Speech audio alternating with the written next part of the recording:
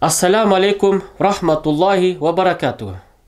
Мусульман бир тугандарым, Аллах Таала сиздердин кылган бардык салих амалдарыңыздарды кабыл кылсын.